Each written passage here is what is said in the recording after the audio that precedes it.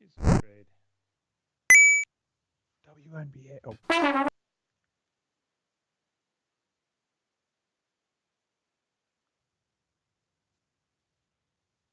Welcome back to another week of the Boxscore Geeks, aka Load Management Show. I'm your host, Dre Alvarez, and with me, as always, is my producer, voice of God, man of many hats, Brian Foster. Today's subjects will be somber, unfortunately, and then also we have a ton to discuss. So I'll get to the intro in just a sec, but did want to say, hey, Brian, how you doing?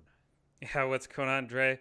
Been a really tough start to 2020 here in the United States. We've got big news going on this week, and then on top of that, the Kobe news. So things have been tough, but we're back here to talk about it this week after doing our Star Wars show. All right. So the bulk of the show will be discussing Kobe. He actually kind of got me out of, I don't want to say retirement, but obviously haven't really written anything, including even like show notes for the podcast in the last 2 months. A fun explanation of that, Brian. There was a tweet where someone asked if you knew how to spell the word diarrhea correctly because it's RRHEA at the end. Hard to spell. And I did know how to. Now, the reason being because earlier in that week, I had heard from my pediatrician, oh, yes, that's normal. The diarrhea for your child can last up to 2 weeks. So that was how I started 2020, which obviously does hamper things like, writing at a blog or whatever. So, but I hadn't written in a while, and Kobe's death was something that did get me out of it. And I do think we have a lot to discuss about Kobe. Other topics, feels mean to kind of give other billing on the show, but I figure kind of get back into the routine, back into the groove. We're also going to talk some NBA news, some positive news with a slightly negative slant given the Kobe news, which is the new WNBA CBA. That is actually going to relate to Kobe a little, unfortunately. And then maybe if we have some time, some chess news. So to date ourselves, this is taking place after the weekend of the 26th of January. The reason that day is important, it's going to be amazingly important in NBA history now, is on January 25th, 2020, LeBron James in a game against the Philadelphia 76ers scored enough points to pass Kobe Bryant for third all-time on the NBA scoring list. The next day, the 26th, after tweeting out his congratulations to LeBron James, Kobe Bryant, while taking his daughter to I believe a basketball camp. I think it was a camp at one of his facilities. So I think it was a basketball camp. It was a team practice, is what I read. So Okay. yeah, there was other parents and players on the helicopter as well. Well, going to a practice with his daughter, basketball, died in a helicopter crash. We don't know the specifics as of yet about cause of the crash, whatever. Obviously, Kobe, for anybody who would think this, obviously Kobe was not the pilot. It was I believe, a private helicopter, but, there was a professional pilot on board. So we don't know the specifics there, at least as far as I know yet. But that's the news that happened. And there's so many conflicting thoughts about this. It's a really weird year for basketball, Brian, in that we also lost David Stern. And we already kind of had this discussion when we were talking the loss of David Stern, where you go, this is this larger than life character that clearly did positive things for basketball. I'm talking about Stern here, but that also had many interesting and problematic and then other, just interesting aspects about him, meaning that when you're trying to memorialize him, the kind of take we had on Stern was when you're trying to memorialize him, trying to remember everything we feel is kind of important, because we feel a lot of times history gets whitewashed or changed, and the real reality is often much more nuanced. And so we're going to try and do a lot about Kobe. I'm actually going to start, though, Brian, on a weird foot. This is a really weird one. I actually got a piece out today. And what I should say about myself is Kobe's death hit a lot of us in different ways. I don't know how you felt. It was really weird to hear, to be as, I'll try and make sure I stay more tactful and thoughtful in this podcast, Brian, because it obviously is a delicate subject. But to go the geeky and stupid route first, it almost felt Lex Luthor-y. I don't know if you've read any storylines, Superman-wise, But there's a He's great bald, Dre. I know that Lex Luthor's bald. well, yeah, I'm getting there. Got the Oh, Gene are Hackman. you going to audition for Lex Yeah, I Luthor? could, do the hair shaving. But no, there was a storyline, Death of Superman, and then I saw an animated feature, and basically, when Superman dies, Lex Luthor is initially like, no, because this is a person that, despite having animosity towards, in the comic books, Lex Luthor and Kobe Bryant are foes. And I feel this is an appropriate comparison because obviously in the comic books, Superman is a hero with powers beyond this world, and Lex Luthor is just a human. There's no comparing them, right? I'm in the same boat. So if I'm like, I've had years of animosity being, I've called myself the penultimate Kobe hater. The ultimate goes to Snotty Drippin, who was famous, if you haven't heard this, for the term Temecula. Hopefully that's enough. But basically, this was a person that was bad-mouthing Kobe, and someone got so incensed with him on Twitter, he threatened to go fight him in Temecula. So that's where that came from. So I'm not even number one as the Kobe hater. But, years of animosity, he has fueled so much of my writing. And just being gone, it's like, this is a person I never had a personal relationship, never met in person. I did see a playoff game against him where he did help knock the Nuggets out. They lost the game I went to see, and then I believe lost in 6 or 7. I haven't been able to track down the exact date and year.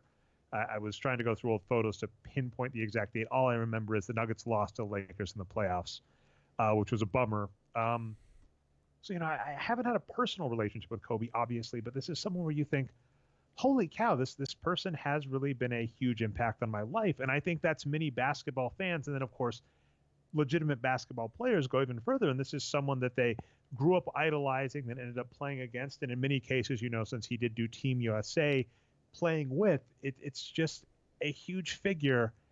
And like I said, my initial response was almost just like I said, the best metaphor I could think of was Lex Luthor going, this person can't be gone, right? I'm supposed to be the person that is making stupid comments about how LeBron James is better than Kobe Bryant for the next 20 years, right? I was supposed to be the one making fun of Kobe Bryant's misses. As an example, I wasn't able to do this. I was busy this last week, and I'll talk more about that in a bit, maybe. But I was looking up Kobe Bryant's misses. So after LeBron James passed Kobe Bryant's scoring record, I was going to say something akin to, holy cow, it took X many years for LeBron James to pass Kobe Bryant's scoring record, 15 or 16. And I was going to say something like, he only has to play another 20 years to match Kobe Bryant's all-time miss record, something like that. And that's all gone. Like, that's, right after this happened, I was like, none of that matters. This is, I don't care anymore, right? It was supposed to be stupid, and all of it gets put in perspective, both his loss and the loss of his daughter. And that was a shocking feeling. And then, of course, as a parent, to make this as about me, as most people have been doing on social media, just, I think any parent, hearing that he and his daughter both died, it's, just feeling that, and then also knowing that, his wife is still alive, just, that was a ton to hit. And it's, I'm seeing all of that on Twitter. It is a huge amount of people feeling the same way. And it is honestly remarkable to think one figure has that much reach in a particular community. Yeah, no, for sure. And that's what's been hitting me too, is just everyone's reaction and how he's reached everyone, because I'm kind of in the same boat as you, right? I'm an NBA fan. He's a player, we can argue about how good or not he was, and it's kind of all, it's pretty obtuse in some ways. But, the cultural significance is what's really, it's what's really hitting me, I think, on this. I'll just read this, a couple of tweets from Anna Jane Smith, because I had a tough time figuring out what to think about this, and I thought she did a good job. It kind of summarizes how I feel, too. So just briefly, she said, man, something about him having his daughter taking his daughter to practice has just got me. I'm a mess. He had so much more to atone for and never could all the way. And I think at some level he knew it and was trying to be better, trying to make himself something better. And now the door is closed on his life and hers. It was so awkward and gross how he wanted to be the face of women's sports. And it's so complicated. But I bet his daughter didn't see it that way. She had a legend for a dad who was actually trying to be a proper dad. Now she doesn't get to live that life or any life. But people can improve. We can improve ourselves. It's awkward and hard, but it can happen if we know what the problems are. I wish she'd had more chance to work on it, and she had more chance to enjoy herself being a part of it. And there's an interview on Vice.com with Lindsay Gibbs, who wrote a book about Kobe Bryant a couple years ago, I want to say. We know her from the Burn It All Down podcast. She said something very similar in that Vice interview that basically the media and the NBA did not handle Kobe Bryant's rape allegation very well, and we were still kind of fighting through it. And now that he's gone, we're never going to have that chance. So I think that's kind of the best, the sanest approach to the bad side of Kobe Bryant that I saw from Lindsay Gibbs and Anna Jane Smith. You know what? F it, Brian. Kobe would just chuck it, so I'm just going to chuck it too on this subject because this is a tough subject.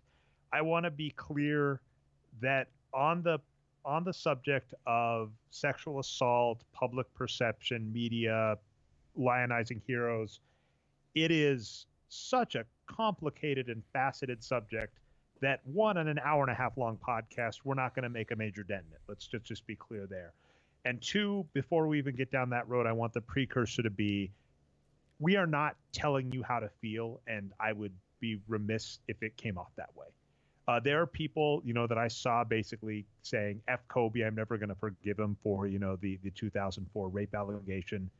And I can't be against that.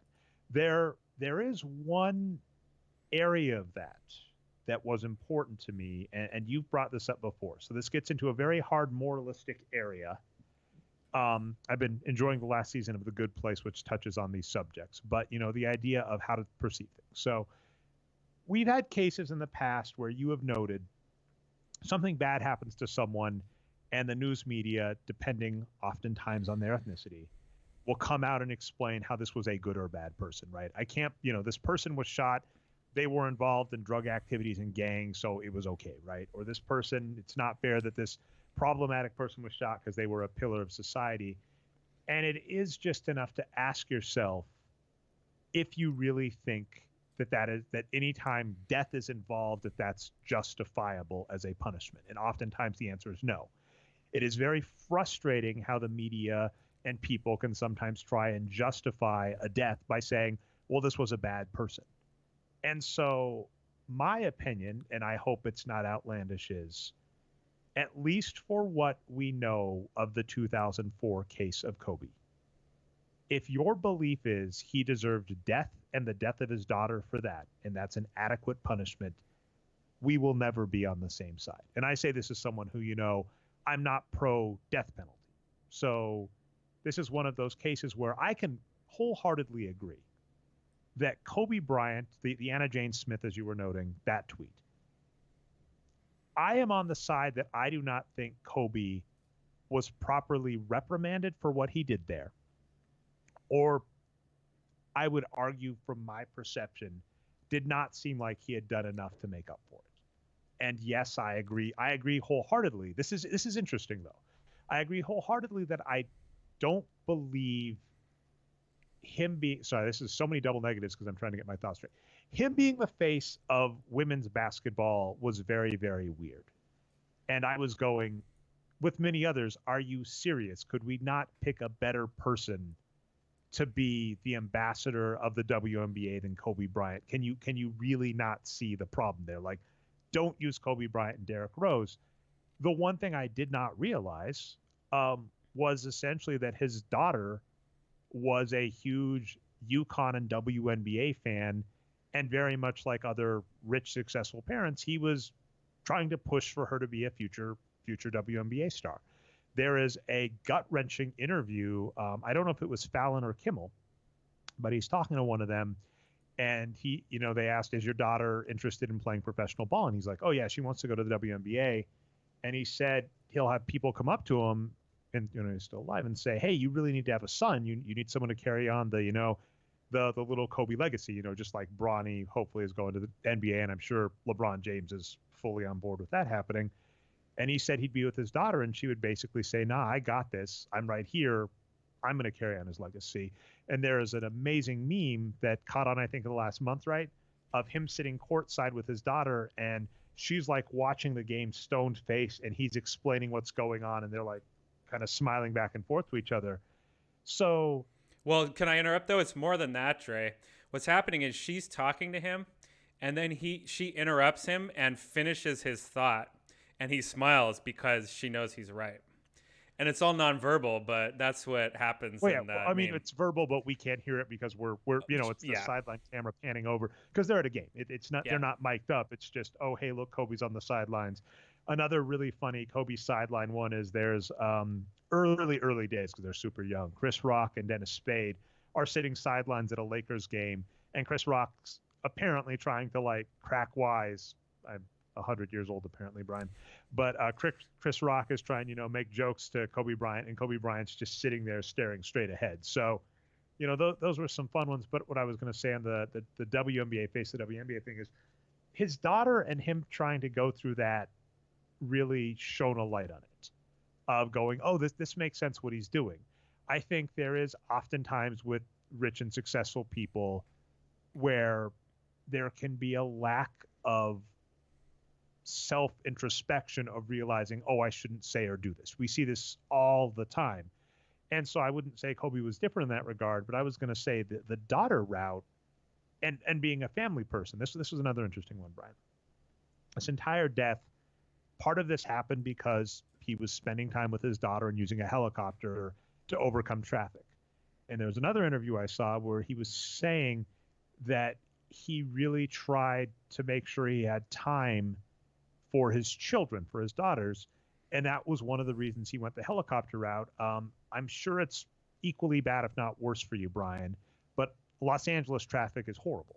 And, California in general just has this horrible, horrible traffic conditions. And there's an interview with Kobe Bryant, and he's saying he really wanted to make sure he was around for his kids. And it's really, let's not be shocked. I think Kobe Bryant, LeBron James have to have had the most wear and tear on their body through their respective age. LeBron James is now lapping Kobe Bryant, but I think no 35-year-old player in the NBA had seen as much wear and tear as Kobe and LeBron James. And they're like in a category on their own. We're going to get to that subject to being like a category with like two NBA players. Kobe Bryant was a high school basketball player, so that's rare, right? Most players play at least a year or a couple in college. So Kobe Bryant went straight to the NBA and was basically playing playoff to championship caliber basketball from his they were like a 60-win team in 99, I believe, or like equivalent of a 60-win team in 99. So I think throughout his entire career, they were a late playoff team, and he also did the Olympics. So like Kobe Bryant from 1997, did he enter in 97 or 98? I forget. I think it was 97. Let's check it out. So from like 97 to 2000, what their last playoffs was 2011, 2012, I think. I think his was 2011 maybe, and then I think 2012, 2013 was like the Lakers' last hurrah, but he was injured that season. But just, right there, like he had a 15 career span of being in the playoffs almost every year, going deep almost every year, playing in the Olympics every couple of years. When USA basketball came back with a force, Kobe Bryant was competing in the world, just in other world caliber championship matches for Team USA. So he had so much wear and tear on his body and so much time devoted to basketball, and he wanted to make sure his kids got time. And it's funny because a lot of times I'll hear comments about Kobe Bryant's like will of a champion or his drive or his work ethic and all that.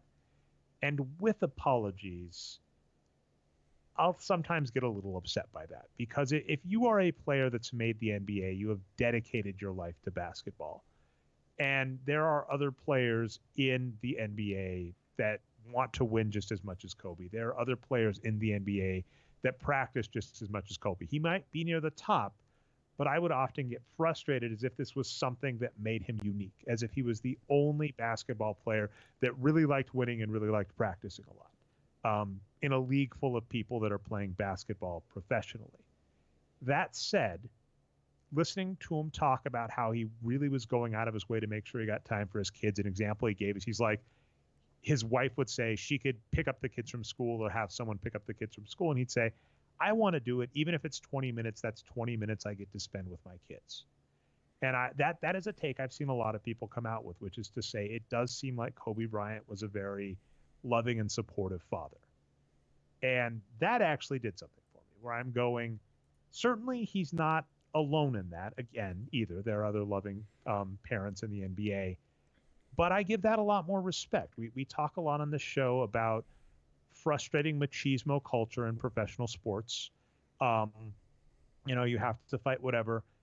That I really do like it when players embrace, work-life balance in a family, especially when you're competing at the top level like Kobe. So when I was listening to that, I was like, a lot of that was going, I have a lot more respect than I did before. Because someone telling me Kobe Bryant shoots 1,000 shots a day, I'm like, okay, one, he's not the only one doing it. Two, to be mean, how much is that helping? Because look at his true shooting, right? It's good, but not the best. But hearing that he did want to focus on his daughters and then help his daughter in her interest and stuff, that did a lot for me.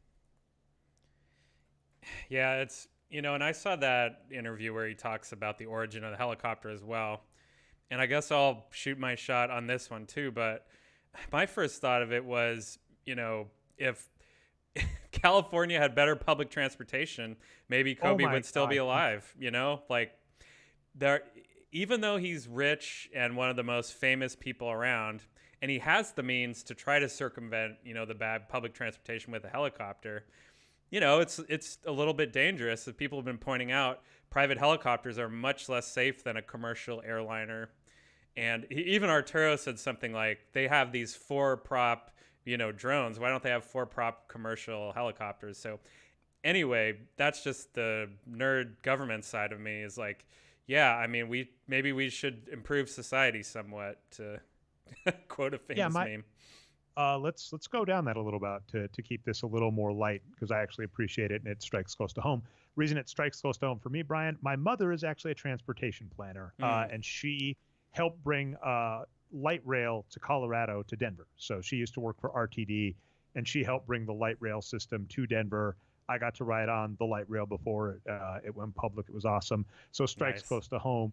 There was a meme recently, and I forget where. So it was an image of California showing Google Maps saying drive time. And I don't know which Asian country. I believe it was an Asian country. But then there was an image of another country with similar distance, right? And similar thing, a Google map, but it was showing train time. And so basically it was like, this is going to take you 2.5 hours driving to make this distance. This is going to take you 30 minutes by train. And I agree so much with, that sentiment. I mean, a theme about this show will be dealing with grief. And I don't know how you deal with it, but I know one of the things I do, which is very frustrating to like my wife, is when upsetting things happen, I will often shut down emotionally. We talk about machismo culture. I was still raised. That's what men like to do. Yeah. Well, it's more interesting. I'll shut down emotionally and go more analytical, and that pisses people off. It is like a television stereotype trope. So I apologize for that. But as you'll notice, Kobe Bryant died, and I was like, I have to say something. And I put a post up at the Boxscore Geeks. And what the hell did I do? I went and analyzed his game records versus Tim Duncan and Dirk Nowitzki, because that's the first thing my brain did. When Kobe's dead, it was like, he can't be dead. For me, I don't know what happened with you. I had this brief glimmer of hope, which was, see it on Twitter, right? And someone retweets the TMZ article and says, what the hell? And I click on the TMZ article, and it goes to like a 404 and says, sorry, the site's under repairs. Oh, there's so much traffic probably. That was what happened. I was really hoping And this is not an outlandish hope, by the way.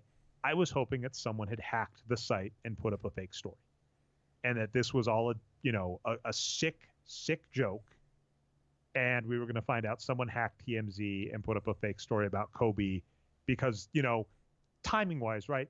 The timing of this death is so weird too, with LeBron James just passing his scoring record. So I was anticipating some bullshit about that, right? Like some sick, perverse prank of someone saying Kobe Bryant's so upset that LeBron James passed him, he crashed a helicopter into thing, haha, and everybody be like, "What the hell is wrong with you?" That was the brief hope, and then of course that was not the case. Reason this isn't outlandish, by the way, like the Green Bay Packers Twitter account was hacked just this week, so it's not an outlandish thought, but that didn't happen. So, but dealing with a lot of grief, not knowing how to feel, like the first thing I started doing was like looking at his stats. It's almost a weird response. I'm not going to disagree, but like that's part of my grieving process was like, let's look at some numbers. Let's go over something geeky.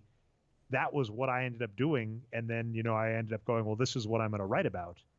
And so it is weird to know how to deal with grief. And then back to both of us, like both of us having like the public transportation thought. I don't know where you are, but like, yeah, the same weird thoughts that go through your head. However people deal with stuff like this, it's how they deal. Felt a little kinship there that we both went the municipal route of like, fuck Kobe's dead. It's fine to use my F-bombs this show, Brian. And then like, fuck, why don't we have better public transportation?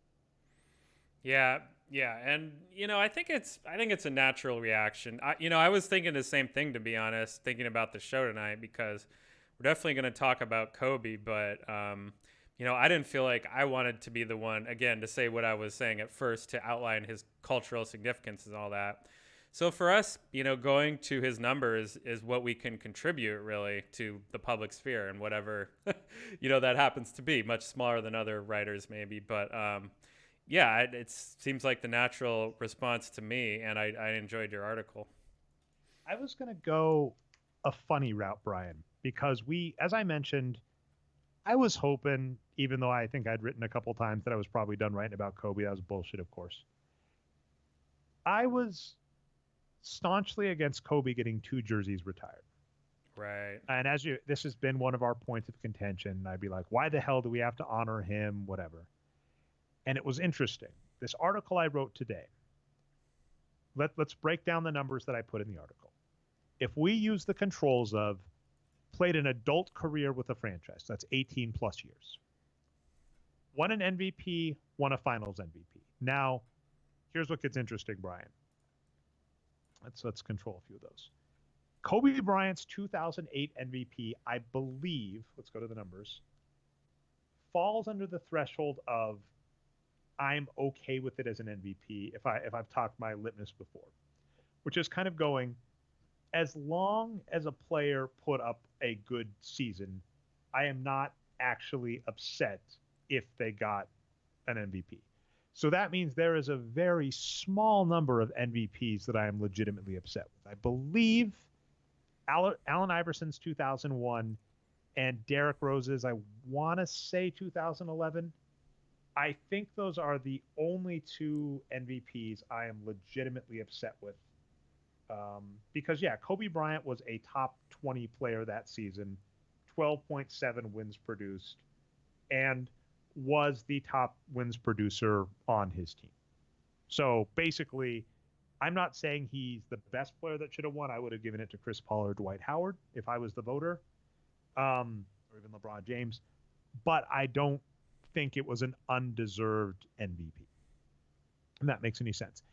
His 2 finals MVPs are, however, we can make the argument that in several playoffs for the Lakers that won a title, Kobe Bryant was the most productive player on the squad.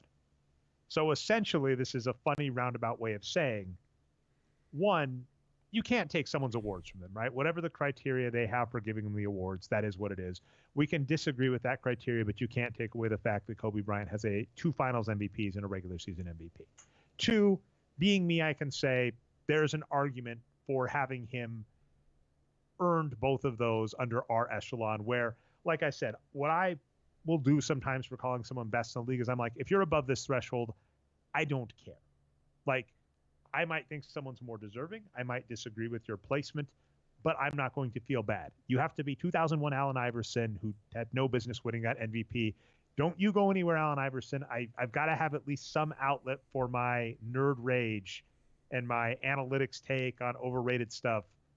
So Allen Iverson, goddamn it, you stick around. I can't deal with any more right now.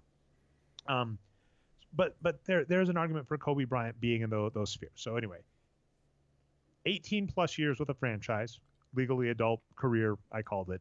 Entire career with the franchise, Finals MVP, regular season MVP. I'm going to add one more, Brian. All-Star MVP.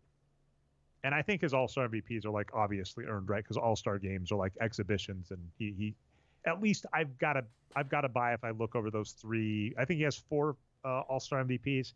At least one of those he has to have been productive enough to merit it. So those category though, right? He is one of 2 players in NBA history to put up those numbers. The other being Tim Duncan.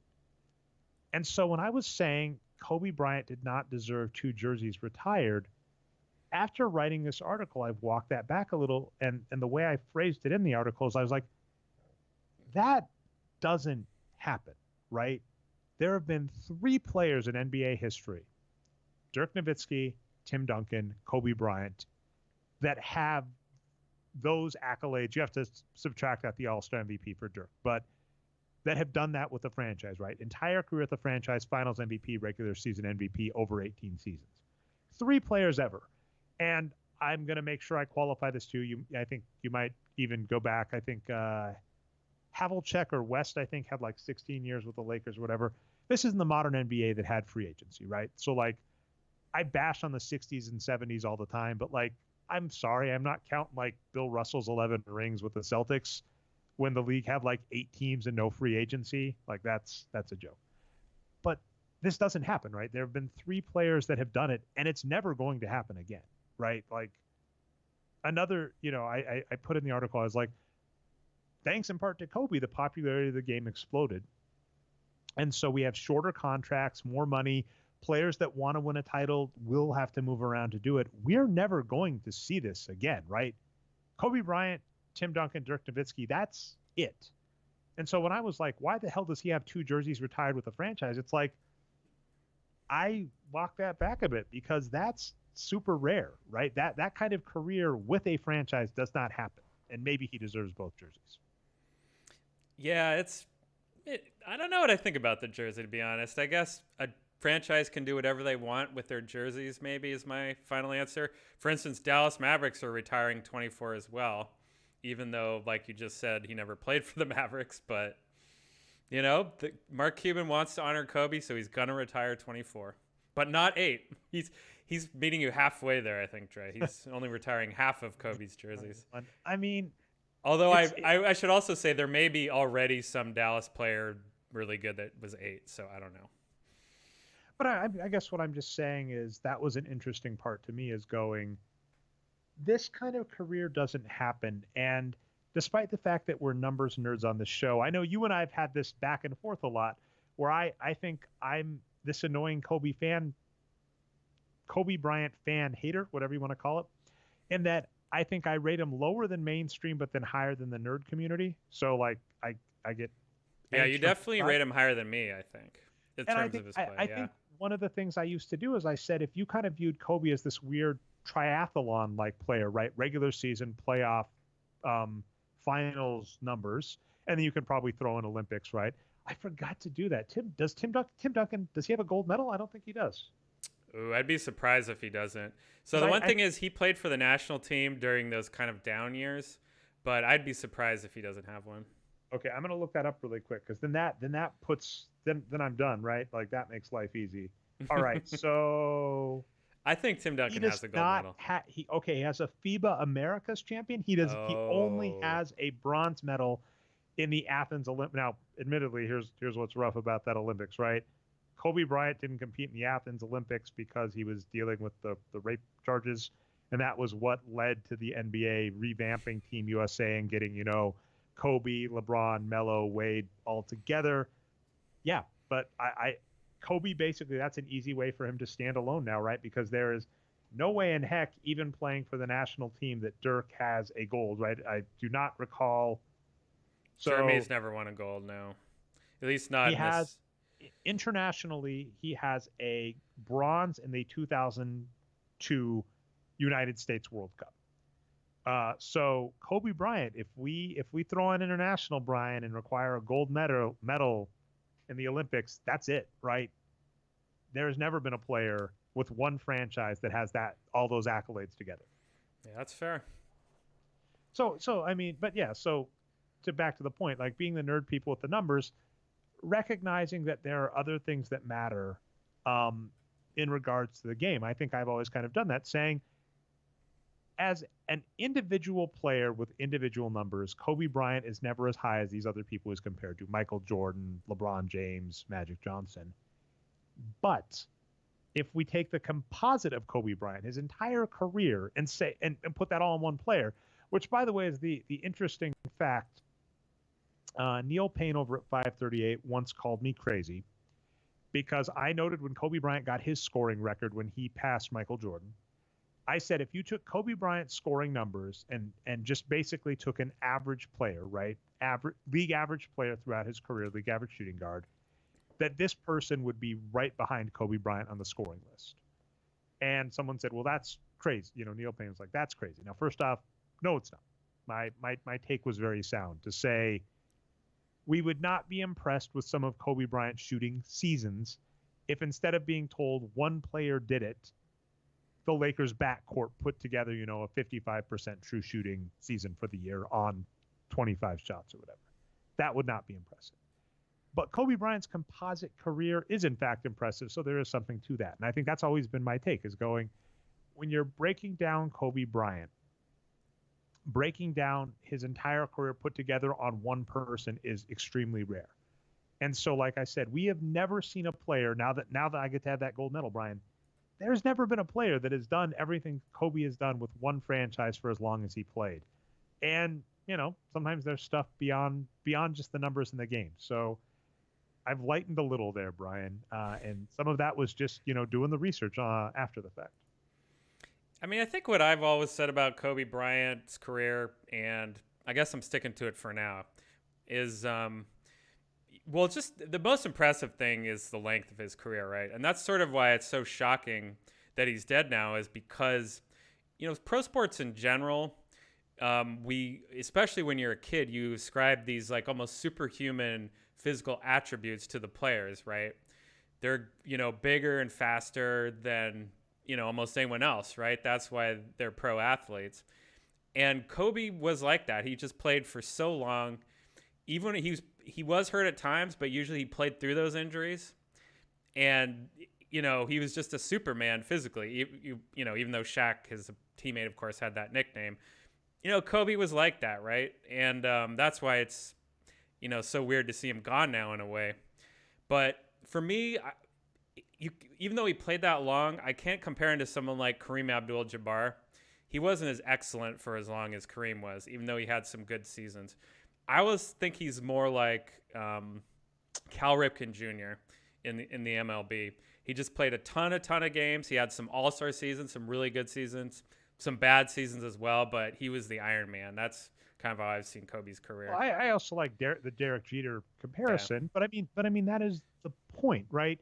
When you're asking yourself from a numbers perspective, is Kobe Bryant one of the most productive players to play in the NBA if we limit ourselves 5 to 10, which, by the way, is already absurd. I think we've noticed this before.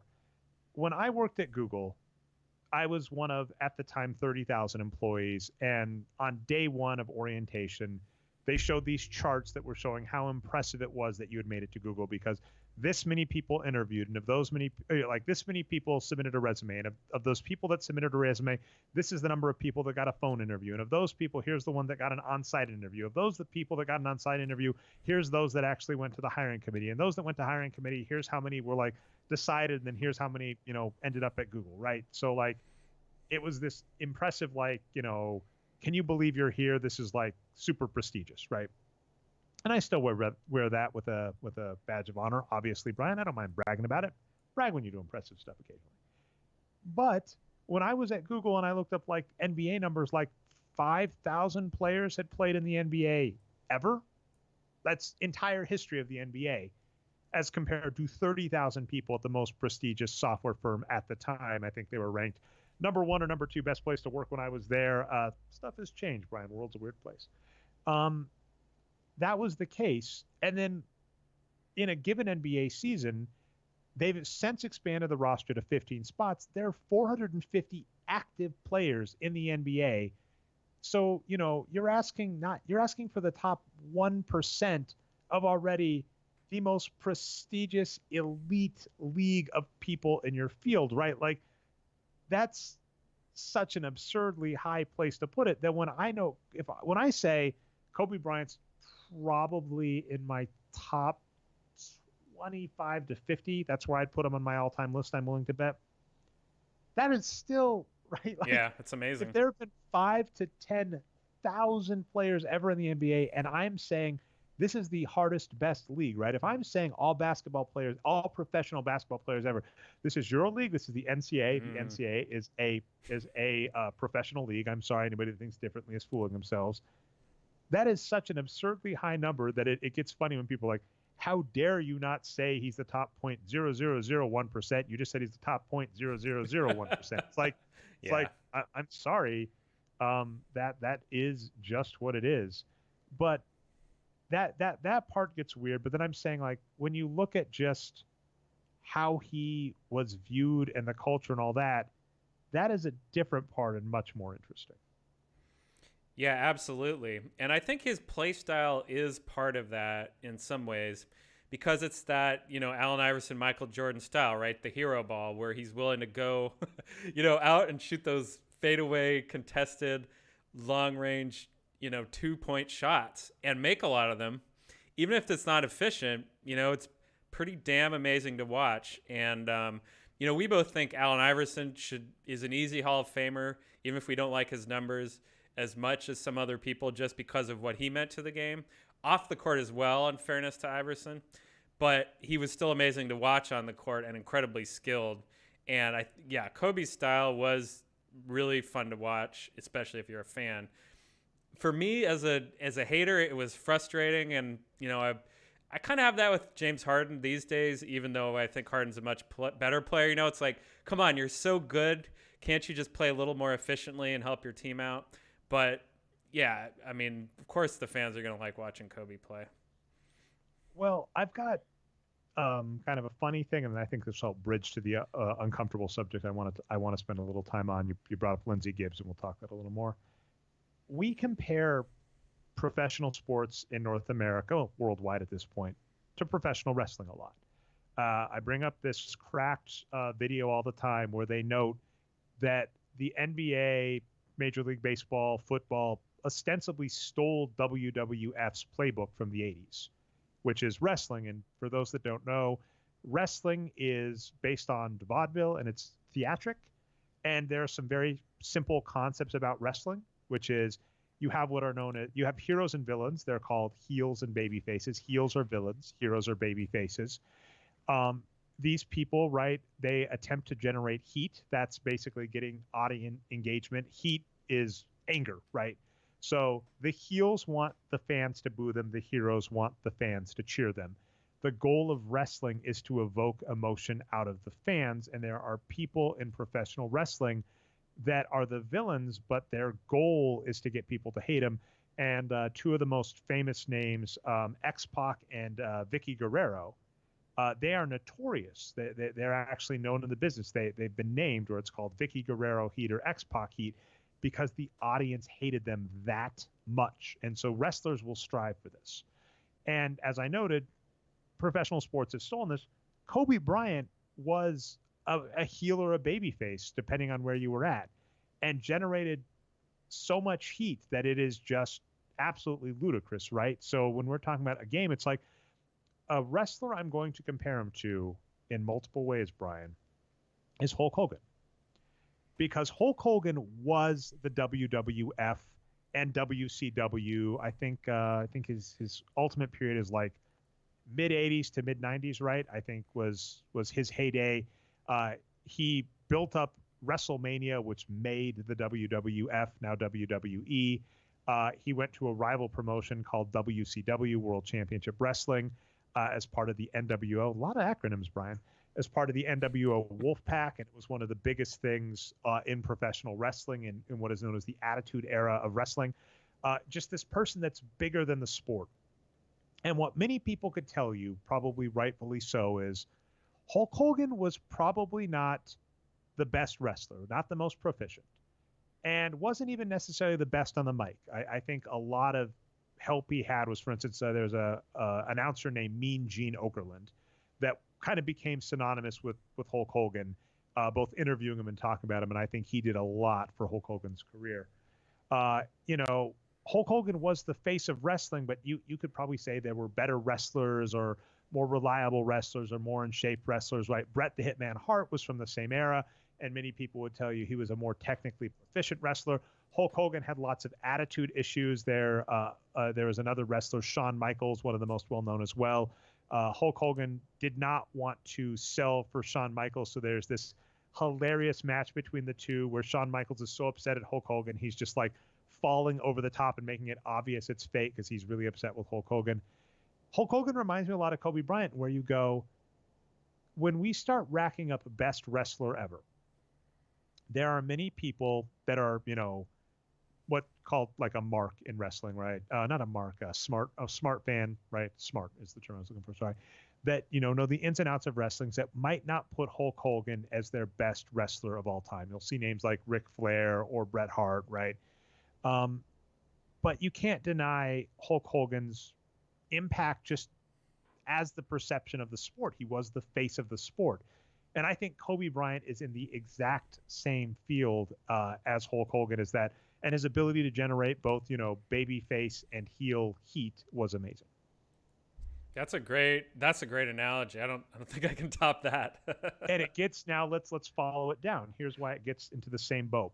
And again, I'm treading lightly here. If you come out of this next segment where we are going to talk a little bit more about Kobe Bryant's rape case, if you come out disagreeing with me entirely, I'm not going to feel offended. Although I think I'm going to try and stay kind of high point meta thoughts about the issue enough to just be kind of poking general issues. So we'll see where it goes. Kind of playing it by ear here. Hulk Hogan, for those that don't know, came under a lot of fire recently, like last decade, because he had a sex tape come out. That's kind of a weird part. But on the sex tape, he was saying a lot of racist stuff. And the backlash to this was really bad, to the point where the WWE, for a brief period of time, scrubbed Hulk Hogan from their site. So WWE has a streaming service. They're one of the first to market on that.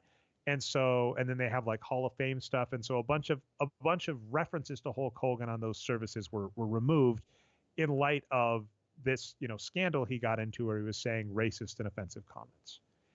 And at the time, I remember I was a little worried because the WWE has had a history of problems with race. It has not handled race well at all. It is essentially run by Vince McMahon, Vince McMahon, who is essentially Donald Trump, equally as racist as Donald Trump, honestly. And this person's got creative control about people.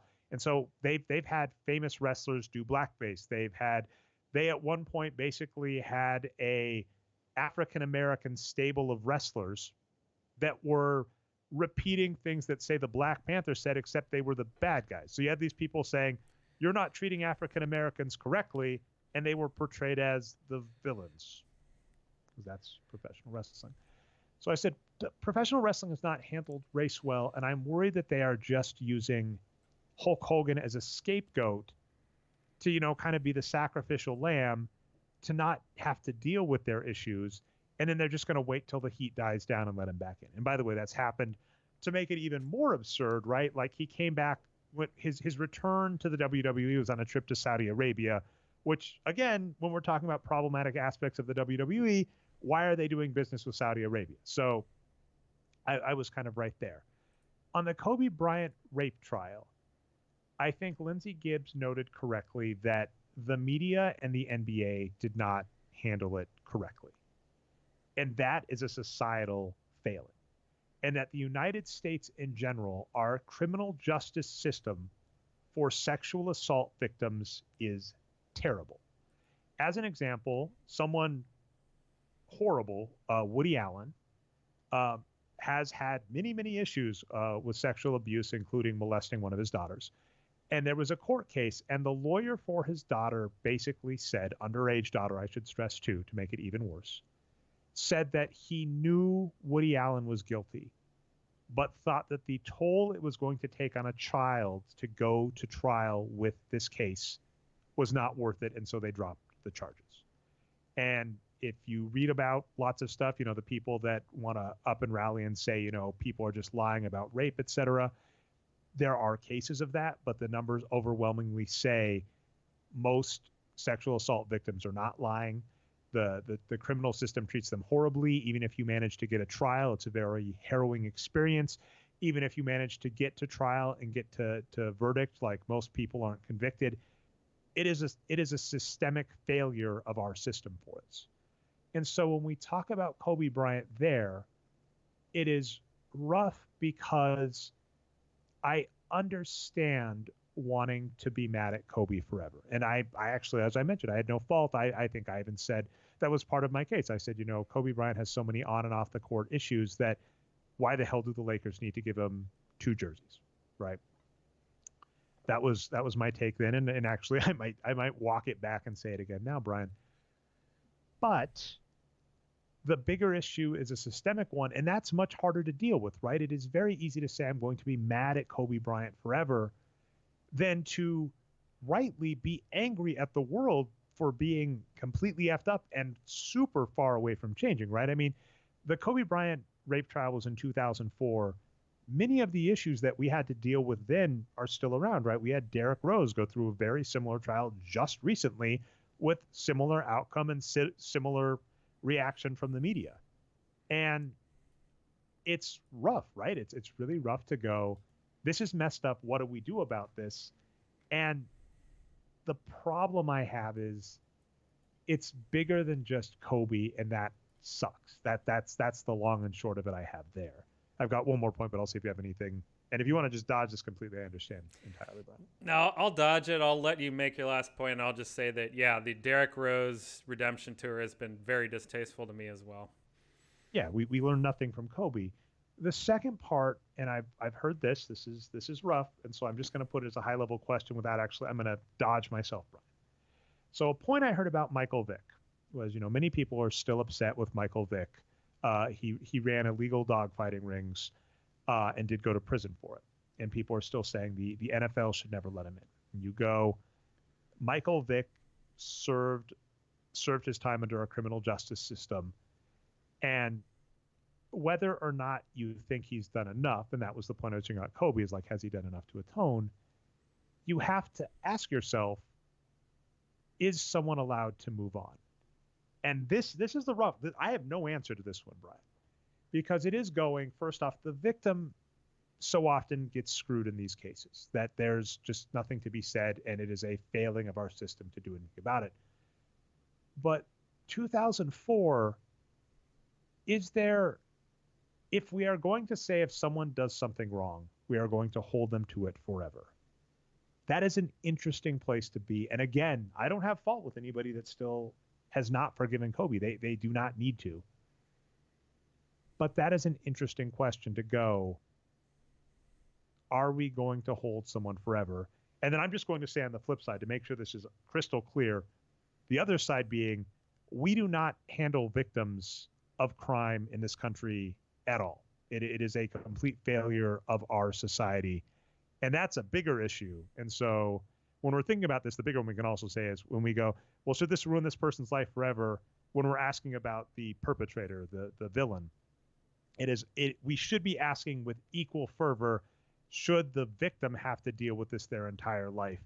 And the frustrating part is, if you are a famous athlete or celebrity, I brought up Woody Allen, right? Woody Allen's still making movies, and Kobe Bryant had his career back. Clearly, we are willing to give a pass to celebrities in our culture for that. We do nothing for the victim, and that is wrong. But it is just an interesting place to be. But it is also, as I think the title of the article you shared with Lindsay Gibbs is like, no, it's not too early to talk about Kobe's rape case. It's like, yes, I agree. When you are going to talk about Kobe's legacy, about the things he's done, leaving out the bad parts to me is unacceptable. And that was the exact same thing we said about David Stern. And so my end take on Kobe, I think this will wrap it up, Brian, and we can go on to the other stuff, is this was a larger than life person in an activity that has meant a lot to me, that because when I started blogging and doing stuff, impacted a lot of what I did. And having that presence removed has, just it's something. It hits you, and I think I'm not alone. I think, and that is remarkable, and that's where I'll leave it. And then I'll say, even recognizing it, I can still recognize the troubled aspects of his life, and say, at least at the end, right? In 20 years, I really hope we aren't lionizing Kobe in the same way like Michael Jordan, where we ignore the bad stuff, while also recognizing what a huge figure he was. Yeah, that's probably where we're headed. All right. Well, do you want to get on to slightly lighter stuff? We can talk about your Warriors making light years moves. Yeah, let's see. I mean, we're out at almost about an hour, so I can just kind of lightning round this stuff here. I do want to make sure we give ample time to the not ample, a couple minutes at least to the WNBA. We'll talk more, but we have just a couple. We have 3 moves to discuss, so these should go quick. Yeah, just some quick NBA moves, right? We got to keep this stuff rolling because this is what we like talking about, actually. So the first move that's happened recently, Royce ONeal was given a 4-year contract extension by the Utah Jazz, $36 million total. So roughly $9 million a year. Seems like a very team-friendly deal for the Jazz. ONeal is a great 3-and-D player, so I like this deal a lot for the Jazz.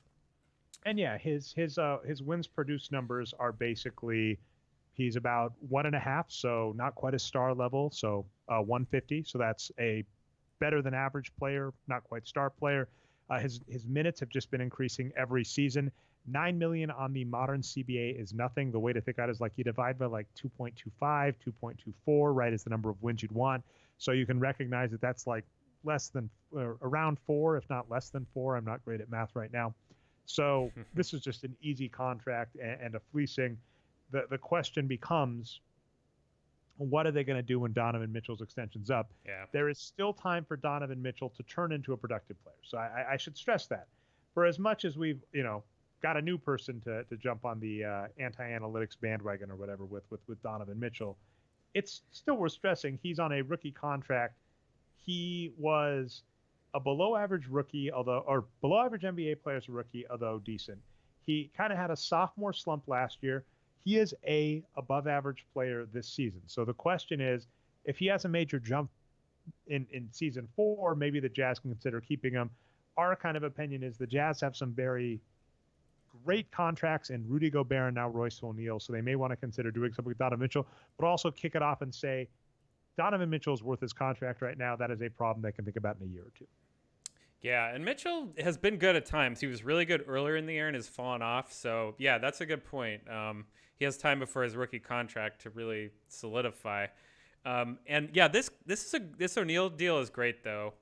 The most important contracts for winning an NBA title, like you were just saying, it's your max deals, right? Rudy Gobert, one of the best players in the league, and they've got him locked in. So that's the first ingredient they need. And then the second ingredient is these like really, your secondary players on good bargains for the team. So this is just really solid for the Jazz. We'll get on to some of these other ones real briefly. Yeah, so the Warriors traded Willie Cauley-Stein to the Dallas Mavericks. Dallas losing Dwight Powell for the year is really what this story is about. That's a big loss for Dallas. He's pretty good. Kleba's been pretty good too. Porzingis, not so much. And he's also been hurt at times too. So bringing in Cauley-Stein, having another big man who's been pretty good for the Warriors this year. Dallas is a team that, maybe they're thinking they could make a title run this year with Luka. I don't know. But Willie Cauley-Stein's maybe not the guy you'd want for a title run, but maybe he'd be a backup for that. So not a bad pickup, I think, for the Mavericks.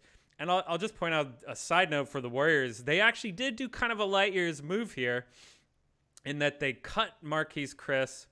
Then they signed Damian Lee to a long-term deal and then brought Chris back after that to kind of mess with the two-way deals. So the Warriors, this is not a deal that's going to change their fortunes at all, but I liked it to some extent that they did that. Larry Fitzgerald buying ownership in the Suns, that's kind of interesting. And then the last one, though, this is a real deal. Trevor Ariza basically for Kent Bazemore with some other players involved. The thing about this trade is these two teams just aren't going to challenge too much this year, so I just don't think it matters that much. Well, let's be clear. The Portland Trail Blazers are within striking distance of the playoffs. The Memphis Grizzlies currently hold the 8th seed at 22-24. I'm going to pull an audible in a second, Brian, related to that, which I hadn't thought about. And the Portland Trail Blazers are only at 20-27. So, they are, 2.5 games out of the playoffs at the moment. Yeah. So, and Ariza is better. Like, Bazemore is terrible, and I think Ariza is still somewhat productive. I'd probably put him actually close to Donovan Mitchell production level at this point. So that's not bad for the Portland Trail Blazers. That's not a bad move. And I believe, if I'm not mistaken, I just closed his window, so apologies for that, Brian. But I think Trevor Ariza's deal is expiring soon. So, getting rid of if your end result is, I get rid of a bad contract and get a productive player. Yeah, his contract expires next season, so it's only 2 years. That is completely fine, Brian, to have Ariza for 2 seasons. So. No, that's fair. From the Blazers' perspectives, it might help them make the playoffs, which is really good for them. I guess I'm just thinking in terms of the league as a whole, but yeah, I think you're right. It's good for the Blazers. The Kings are just terrible, though. It is depressing how bad that team is at everything, which is what it is. And then on the Cauley-Stein move, what's interesting on the Warriors is I think he had a 2-year deal. One was a player option. Yep. I don't hate that move for the Warriors because they could say he's not going to do anything this season. And if he's not convinced he has a role next year, say hypothetically they get a star big, if they do something smart, right? Let's hope Willie Cauley-Stein's trade is a precursor to them trading for, say, Andre Drummond, right? If they trade for Andre Drummond, I could see Willie Cauley-Stein going, writing's on the wall. I'm not sticking around here on a player option and a contract year. So they got something back from which they can flip. So it's not a bad move. It's frustrating in that Willie Cauley-Stein was an underpriced big, which they needed. I cut out some information there so I can answer your question right now. So, well, first of all, Willie Cauley-Stein is the only center on the Warriors. So now they have 0 centers on the roster. They're just going to play power forwards at centers. So the real thing about it is, though, they were happy with him. They liked him, and he was playing well for them. But they were in this situation where they were desperate to get under the hard cap. So getting rid of Cauley-Stein helps them a lot financially. So for the Warriors, this is a purely financial move. All right, so here's my audible. It's going to be related to that. Memphis Grizzlies. Story that's been coming up is Andre Iguodala has talked about taking essentially a gap year with the Memphis Grizzlies. And I've seen people going, the Memphis Grizzlies, as we just mentioned, are on the playoff hunt, right? They're the 8th seed at the moment. And Andre Iguodala could suit up for them and play. He just doesn't want to. There is a lot of stuff there. First off, you noted Willie Cauley-Stein. The reason they did that is the team desperately wanted to get into the hard cap. And that was also part of the reason they traded Andre Iguodala, is at the end of the season, they basically went to afford Klay Thompson's extension and D'Angelo Russell, which was traded for Kevin Durant. Players like Andre Iguodala are going to have us over the cap, so they traded him for cap relief. And I noted that anybody claiming that like the Memphis Grizzlies are ripped off because Andre Iguodala is not playing for them, they got back a player that was terrible, or they traded away a player that was terrible last season, played like 17 games, 40% true shooting, that was waived immediately by the Warriors. They didn't lose a player. And the Warriors sent back a future pick and cash for Andre Iguodala. So they knew what they were basically buying a draft pick for cheap, right? That was what happened. And I believe they were under the impression that they were going to waive Andre Iguodala or buy him out. So, right, get a discount on that, and then he was going to go play for someone else. And I forget all the waiver wire rules, but like I think Andre Iguodala, it was rumored at one point, was going to go to the Lakers. And so I think like with some stuff, like depending on when he's picked up, the Lakers are on the hook for the contract. So it's like the Memphis Grizzlies essentially were able to give up a bad player because they had cap space to get a future draft pick and some cash. That's what happened. They did not get ripped off. And I, in fact, get incensed by people that are acting like multi-billion-dollar teams are like these naive people that deserve our pity and sympathy when they're run by billionaires, right? Like if you're saying to yourself, oh man, don't you feel for this billionaire getting ripped off a couple $1,000,000 in this deal, which first off didn't happen, but second off, if they did, how, right? Like you run a $1 billion organization, you don't have people that know the salary cap and aren't paying attention to contracts. That is on you. Whereas we have always been on the player side, we've said, get your money. From the Andre Iguodala perspective, I noted when I think I tweeted about this, the Warriors were worth roughly $400 million when they were bought up by the lake of, was it Gruber or Goober?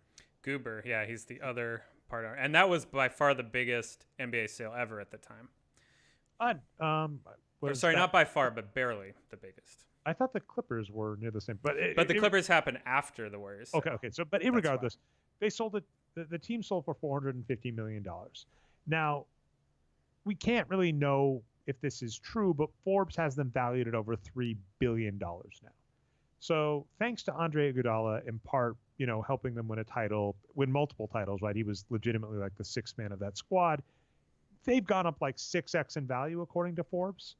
And now this team is going, we want to save a couple million. So it's going, for me, it's very odd to go, these players were a part of improving the value of your squad. The rules of the NBA CBA prohibit any profit sharing ownership. I keep bringing up Google, but like when I was at Google, part of my deal there was they gave me stock options. So I got part ownership of the company for working there. And so when Google did better when I was there, and I had much less to do with Google's success than Andre Iguodala had to do with the Warriors' success, I still got a piece of the pie for them going up in value when I was there. That didn't happen with Andre Iguodala. So for anybody going, oh man, this greedy person ripped off these billionaire owners, you go, he helped improve a team's value. Well, who knows how much you can credit him with uniquely, but we can say millions to hundreds of millions of dollars. And they cut him to save a couple million dollars to go someplace he doesn't want to play. Are you really going to side with the billionaire that has now worth even more billions than they were a couple of years ago? Yeah, we just pointed out that Larry Fitzgerald bought part of the Phoenix Suns, even though he's an NFL player. I'm sure he would have rather bought, part of the Cardinals, but he's not allowed to. So yeah, it's totally ridiculous. But well, let me address what you're saying though about what Iguodala's role is in creating value for the team. I would say in terms of the players go, Steph Curry's far and away number one, right? Iguodala's probably tied with Kevin Durant and maybe Draymond Green for number 2 and 3. I don't, value Clay's contribution as much as those guys. Durant was better per minute probably than Iguodala, but didn't play for the team for as many years, if we're just talking about straight up sweat equity kind of stuff. So, I would say saying he's added hundreds of millions of dollars of value to the franchise is not a leap at all, considering what he's done for them. I'd love to find a way to update the wages of win study really early on. But one thing he looks at is what helps ticket revenue for NBA teams. And the things that really help teams out are winning games and winning titles. And Andre Iguodala obviously helped the Warriors with both of those. And so this is on the old gate system revenue model, right? How many people are paying for tickets. But when we're talking about an international brand and the fact that the Warriors are, one of the most well-known NBA franchises now worldwide, my stupid anecdote I always bring up is that out here in Wisconsin, even as we were watching the ascension of Giannis, it was much more common to see Golden State Warriors paraphernalia and like end caps at sporting goods stores. The Warriors were a huge thing out here, even though we had our own team and our own all-star players. So Andre Iguodala really helped that. And yeah, it is kind of ludicrous to go, well, we really didn't want to pay him. In a season they thought they were going to win, right? They basically said, man, we really wanted to save like $5 to $10 million on our salary cap rather than win a couple more games with a player that helped us win multiple titles and add lots of money to our thing. So it's like, I'm sorry, I'm never going to take the owner's side there. And again, on Memphis, I'm not going to take their side either, when part of what's going on here is after they got Andre Iguodala, it was a foregone conclusion they were going to buy him out, probably for a huge discount, and he was going to go play with a contender like the Lakers. And they decided, no, we want the Lakers to trade us something for him. And the Lakers said no. I would argue more so because they didn't have anything, right? They completely emptied the cupboard, rightfully so, as you can see by their record, for Anthony Davis. And then, spent what remaining money they had to actually fill out their roster, which they remarkably did very well. Shocked by that, but they did. So they're like, we don't have anything left, right? We don't have any assets we're allowed to trade you. We don't have any money to just buy him outright. So it's kind of on you. So the Memphis Grizzlies got greedy, and Andre Iguodala didn't want to play for him. They didn't want to let him go. And now people are going, he's really screwing him over. It's like, that's how the NBA works. And people, I'm getting incensed by people going, Andre Iguodala is getting paid millions of dollars to just sit and not play. It's going, no, an NBA team is deciding not to buy him out and trying to get an extra draft pick or something for him. That's on them. He's done what he's supposed to do as a professional athlete. And none of us would most people would not deal with having a job in a market they liked, at a company they liked, suddenly being told, no, you have to work for someone else. Same money, but, we're going to send you to a market you don't like, to work for a franchise you don't like. Most of us would just say, no, we quit. And I think most labor laws actually, even if you sign like some kind of NDA or whatever, I think most labor laws, if you took it to court, would actually say, no, they can't enforce that. Yeah, and that's the most important part here. Again, we always say this, but we compare the top, NBA players to, they would be like a CEO in another industry, right? That's the kind of compensation they get, tens of millions of dollars per year. And yeah, it's absurd that they can't control, where they want to go. They can at least sign, their own deals and not get drafted, like Iguodala did. But here's another thing that this point ignores. The mindset is something to the extent of the complainers, well, you went along with this deal, so you should honor it and you shouldn't go against your word. Well, let's look what actually happened here. When Iguodala went to Memphis, they and the team agreed that he shouldn't play. Like, they worked out this deal. And it would be something like, if you're leaving for another business and you work out a non-compete almost, not a perfect analogy, but it's not like he screwed over the team. Like, it was agreed upon. So so in both ways, I think it's ridiculous. But here's something I said, Dre, at the beginning of the year that I wish had happened. I wish he had just decided to play for Memphis, because they're a good-looking team. Like, Ja Morant, Brandon Clark, like, I love Memphis. So it seems like it's too late for that to happen. But, yeah, of course they shouldn't just release him. They should trade him. Yeah, I'd agree with that.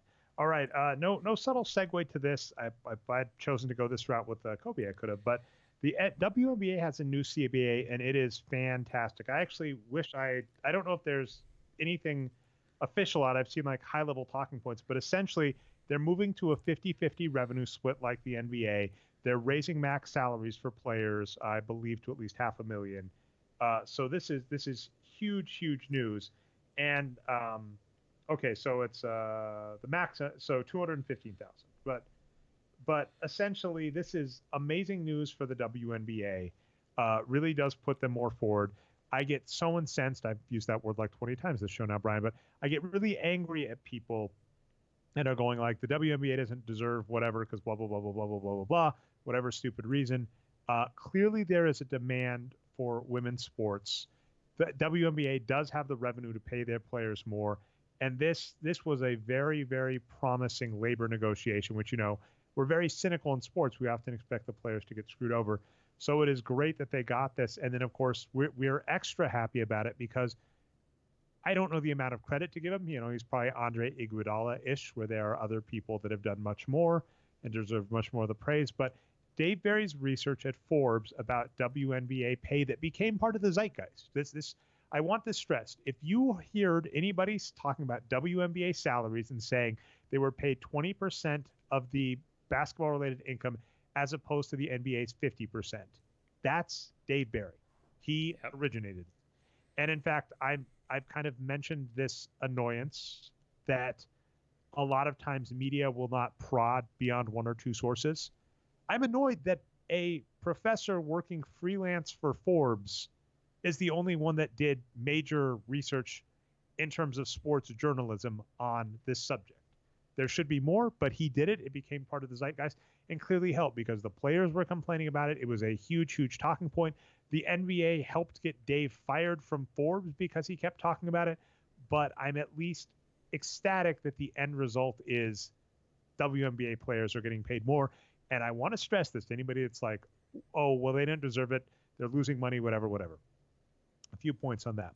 First, a couple years ago, Zach Lowe, and I forget the other writer, came out with a piece that said 14 NBA teams. It was either 14 or 16, but almost half of the league was losing money. Now, this is a ridiculous assertion because, as we noted, the Golden State Warriors went up in value. So saying an NBA team is losing money if it appreciates in value is kind of like me saying my stock is losing value because I have to pay, Vanguard $10 a year to handle my stocks, even if they're going up in value. That's what NBA owners will do. They'll say, oh, our ticket sales didn't match our costs this year, so we're losing money. And you go, well, your franchise, according to Forbes, went up 100%. Are you really saying you lost money? Additionally, most NBA teams are publicly financed, so they basically don't have to put up the revenue for things like stadiums. So it's really weird for them to say, we're losing operating cost money, and you go, you didn't have to pay for the stadium, and you're able to sell the team for more than it's worth. What are you talking about losing money? Regardless, Zach Lowe came out with a piece that said a bunch of NBA teams, small market teams, are losing money. And no one said, well, the clear solution is to get rid of the Bucks, even though, for what it's worth, like, I'd argue you could move the Bucks to Chicago, just have the Bucks share whatever the Chicago arena is called with the Bulls, and it would be a better market, more profitable, just do the Lakers Clippers thing. That makes a hell of a lot more sense than having a team in Wisconsin. I'm going to give you some funny chess backstory, Brian. So I competed in a chess tournament this last weekend, and in the past, Wisconsin actually hosted the U.S. Open in 2013 for chess. Now, they probably will never host it again, and the reason being, in Wisconsin, there is only one city, that is Madison, that really has an airport and lodgings appropriate enough to deal with the demand. I want to stress this, for a chess tournament, for a major chess tournament. So I'm not talking like basketball or whatever, right? There is one city in Wisconsin that's really big enough to handle that, and that is Madison. And Madison, Wisconsin has an agreement with CrossFit USA, the CrossFit USA games, that conflicts with chess. So we will likely never have another U.S. Open in Madison, Wisconsin because of that. But that's the key point. We have one city that is big enough to support a huge chess tournament. Wisconsin does not need a baseball team, a basketball team, and a football team. One of our biggest cities can barely handle chess and CrossFit.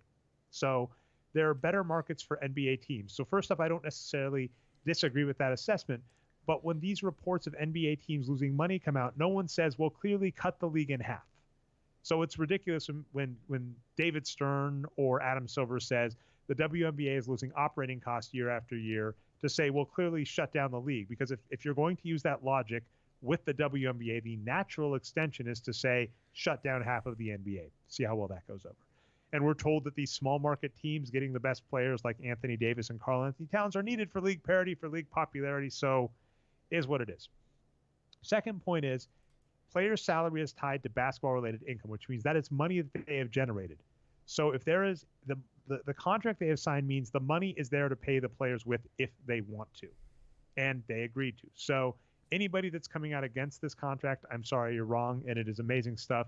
And it is exciting to think that Dave Barry's research did help contribute to this. Yeah, I hadn't heard about that, so that's cool.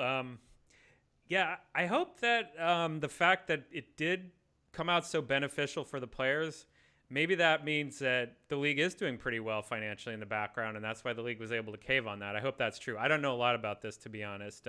One thing I caught is that what people have been pushing big time for more marketing of the WNBA, right? That it's a good product. We just need to get it out to people more.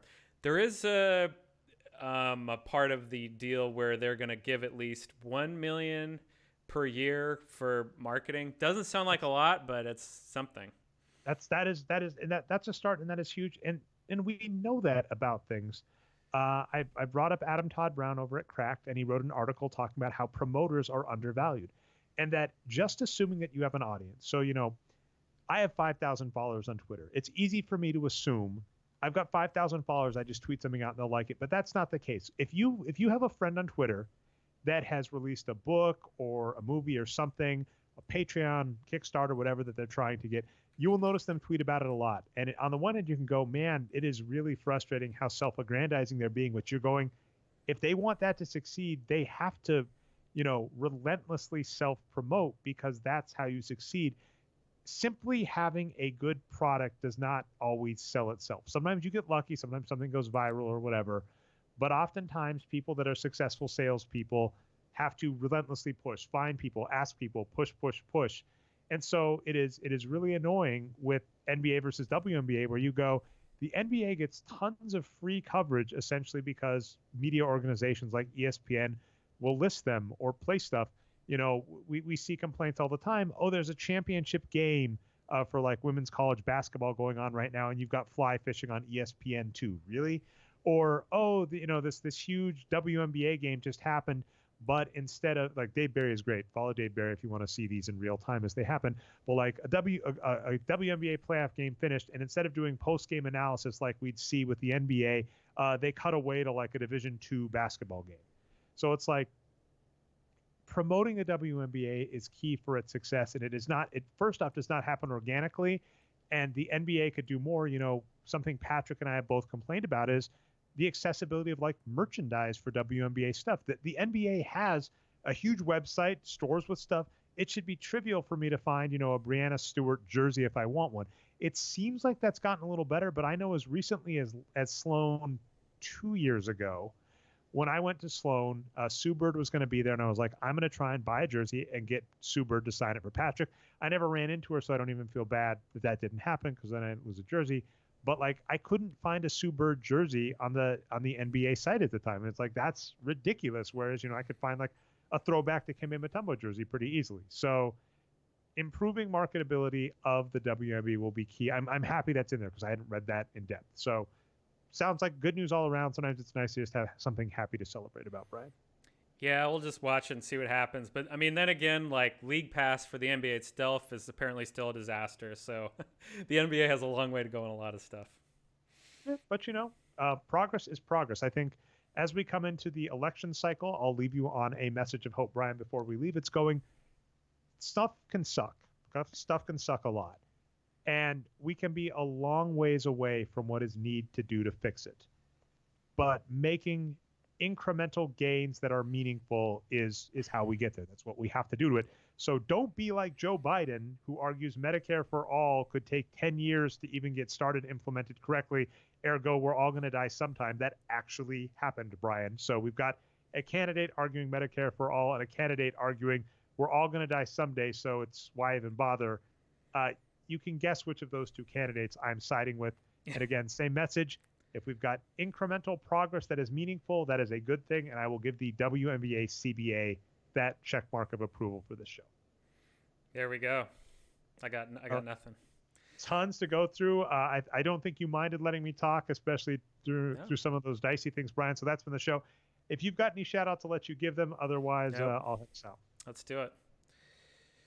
Oh, so you got no shout-outs. The shout-out I'll give is to Fabiana Caruana, who won the Tata, I hope I'm saying that correctly, Steel Tournament, which is some of the best players in the world. This had it had the top three players in the world: Magnus Carlsen, Fabiano Caruana, and Wesley So in it.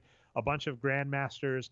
Fabiano won it outright. He didn't even have to sweat it. He won it with a round to go, and then won his last round. So this is amazing. Wow. This is the American phenom who played for the World Championship in 2018, and here's hoping he tries again. He almost had it against Magnus Carlsen. Amazing, amazing work out of him.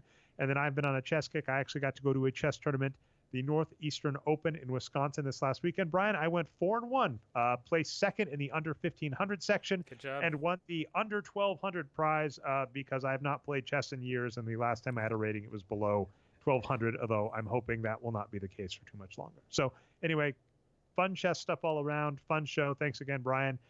This has been the Boxscore Geek Show. If you've found us not through the website, you can find us at boxscoregeeks.com. We go live usually on Mondays at 8:30 p.m. Eastern Standard, or 9:30 p.m. Eastern Standard Time. Mondays, as I mentioned, channel Nerd Numbers on twitch.tv. You can also find us on iTunes and Stitcher, the Boxscore Geek Show. Subscribe, upvote, it helps us out. And then additionally, you can catch recaps of the live show on YouTube channel Nerd Numbers. I've been your host, Dre Alvarez, a.k.a. Nerd Numbers, co-host Brian Foster, on Twitter as Boxscore Brian. Thanks so much, and here's hoping your team trades for Andre Iguodala.